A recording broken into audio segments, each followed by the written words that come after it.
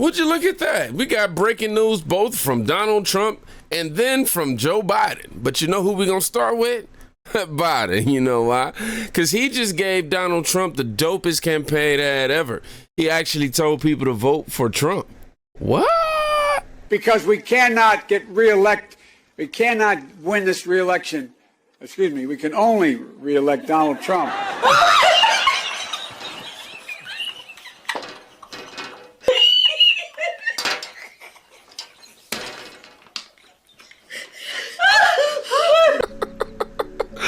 Oh man, y'all know how it is when we get to laugh, we get to bumping into each other and all that. Hilarious.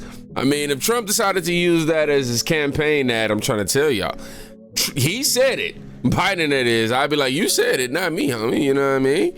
But this new leaked video is surfacing online at this very moment of Donald Trump giving his thoughts on Biden and whether or not he's gonna stay in this presidential race. What did I do with the debate the other night? Oh, amazing. Kicked that old broken down pile of crap. Yeah. It's a bad guy. He just quit, you know. He's quitting the race. Is that right? Yep, I got him out of the race. And that means we have Kamala. I think she's going to be better. She's so bad. She's so pathetic. It's so amazing. It's just so fucking bad. So I just can't imagine. But can you imagine that guy dealing with Putin and the president of China, who's a fierce person? He's a fierce man, a very tough guy. And they see him, they probably he can't. But they just announced he's probably quitting. Good. Okay? Yeah, that's amazing. Just keep knocking him out, huh? Biden, everybody at this point, like, this ain't even a surprise. Obviously, you knew Donald Trump, you know the Republicans are conservative. We definitely gonna be we already saying this, but Biden is the one who really needs to get through his head, because Kamala, we ain't looking in your direction. I'm sorry. It's not even like, what? Not at all. Like, nah, we cool. But the Democrat gaslighting has reached new levels. It says now the White House claims on debate night, Biden forgot about the 16 brave heroes who died at Abbey Gate in Jordan because... Obviously, 13 U.S. service members died at Abbey Gate during the Afghanistan withdrawal. And then this year, 3 U.S. service members died in a drone attack in Jordan. And yet the president said, quote, Truth is, I'm the only president this century that doesn't have this decade, that doesn't have any troops dying anywhere in the world. Like he did, end quote. I get having a bad night, but how did the president get that so wrong? To your question, the president was making a comparison between how many service members have died under his leadership versus in previous years. That's what the comparison that he was making, and he was doing that because he cares so deeply about them and their families and wants to keep troops safe. First of all, what? You know, understand, obviously we heard what you said, we know what you meant, but the dodging of the question is like, you know what I'm saying? Well, okay, let me not say that. She didn't technically dodge the question, but how she answered it was like, she literally answered it with what happened. Talking about, you know, he deeply cares and all that. Come on, man. Biden is a shell of a man, and we need to stop acting like he's not. And you know what? Is this real? Because if it is, I doubt it's real, but you got to check it out anyway. Because if it was, I'm telling you, boy, the Trump ad campaign has so much material. Yeah, wake up. Breathing. This is your wake-up call. There's nothing. Okay, I'll tell you what.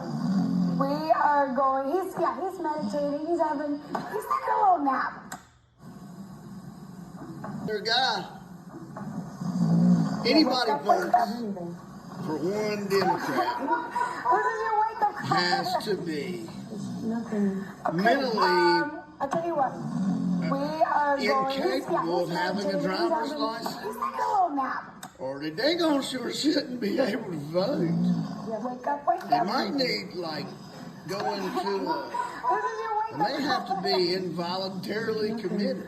If you vote for that, why would you do that to your country? I ain't being funny, but why would you do that? Yeah, he definitely had a point there. Like, why would you want to do this to your country, man? Huh? If you've seen this, come on, calm down. We already seen the clip, all right?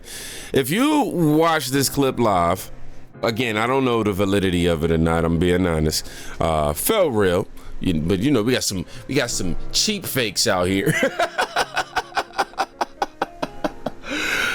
So we don't really know, but honestly, that was the perfect depiction. If I'm being honest, though, it's the perfect depiction of what we see when we see Joe Biden as the president. And another 4 years of that, I don't know, man. I don't know. The White House is actually coordinated together to talk about Joe Biden and, you know, see if he should go ahead and back down himself. We're also going to get the Trump official campaign statement on this.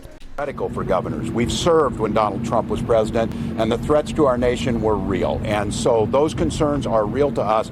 And what we understand was a Trump presidency was chaos, destruction. A Biden presidency was dealing with COVID, using the science, investing in infrastructure, and working to the middle class. And all of us are trying to figure out and just want to make sure as governors, we're on the front line of many of these things. We're in states, whether they're swing states or not, where folks care and are giving us feedback. And the feedback was we are all looking for the path to win. All the governors agree with that.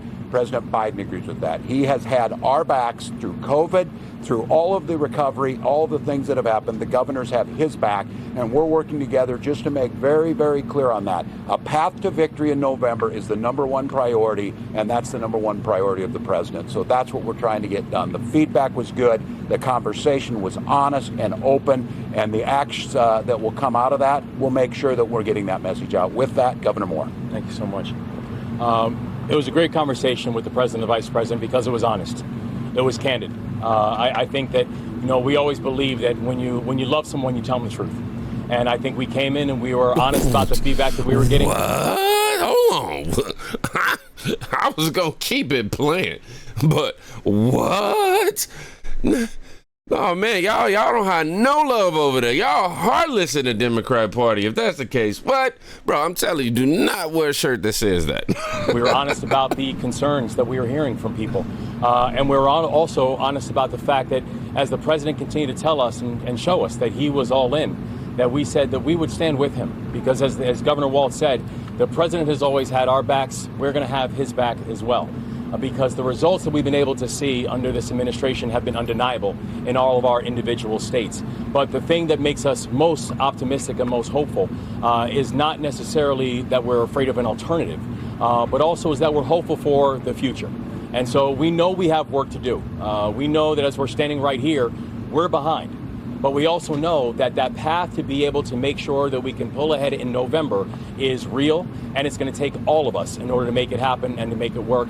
And we're grateful to hear the level of excitement and the focus that the president and the vice president have about being victorious in November.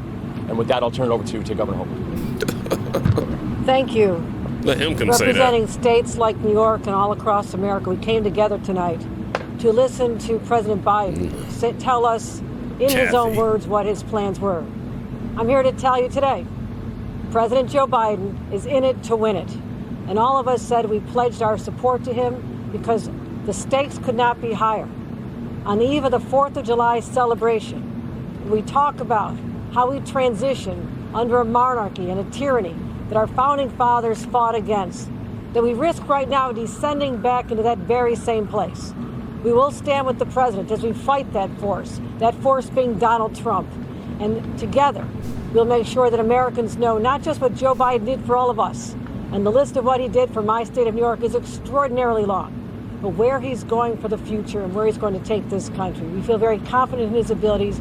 We talked about the plan and how he's going to be very focused on issues that matter to Americans, and I felt very confident coming out of this meeting as well. Is he fit for office? Do you think he's fit for office? Yes, fit for office. President has 3.5 years of delivering for us, going through what we've all been through.